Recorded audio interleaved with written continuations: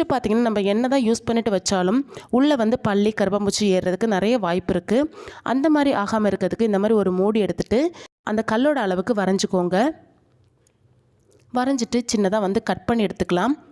Cut பண்ணுறதுக்கு நான் இந்த மாதிரி ஒரு கத்தி வந்து சூடு பண்ணிவிட்டு நான் வந்து கட் பண்ணி எடுத்துக்க போகிறேன். ஸோ இந்த மாதிரி ரவுண்டாக கட் பண்ணிக்கோங்க. உங்கள் கல் என்ன அளவு இருக்கோ அதே அளவுக்கு நீங்கள் கட் பண்ணி எடுத்துக்கோங்க.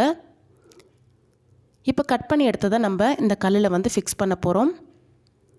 இப்படி நம்ம ஃபிக்ஸ் பண்ணிவிட்டு நம்ம யூஸ் முடிஞ்சதுக்கப்புறம் இந்த மாதிரி மூடி வச்சிட்டோம் அப்படின்னா பல்லி கரப்பான்பூச்சி எதுவுமே ஏறாது, ரொம்பவே சேஃபாக இருக்கும். நம்ம யூஸ் பண்ணும்போது இந்த மூடியை வந்து கேப்பை வந்து மேலே தூக்கிட்டு நீங்கள் தட்டிட்டு கூட யூஸ் பண்ணிக்கலாம். இல்லை உங்களுக்கு டிஸ்டர்பன்ஸாக இருக்குன்னா ஓப்பன் பண்ணிவிட்டு அதுக்கப்புறம் நீங்கள் யூஸ் பண்ணிவிட்டு க்ளோஸ் பண்ணி வச்சுக்கலாம். ஸோ இந்த டிப்பு ரொம்பவே யூஸ்ஃபுல்லாக இருக்கும், ட்ரை பண்ணி பாருங்கள். இப்போ நெக்ஸ்ட்டு பார்த்திங்கன்னா நம்ம வீட்டில் நெய் டப்பாலாம் வந்து பார்த்திங்கன்னா வாஷ் பண்ணுறதுக்கு ரொம்பவே கஷ்டம். என்ன தான் வாஷ் பண்ணாலும் அந்த நெய் வந்து போகவே செய்யாது. அது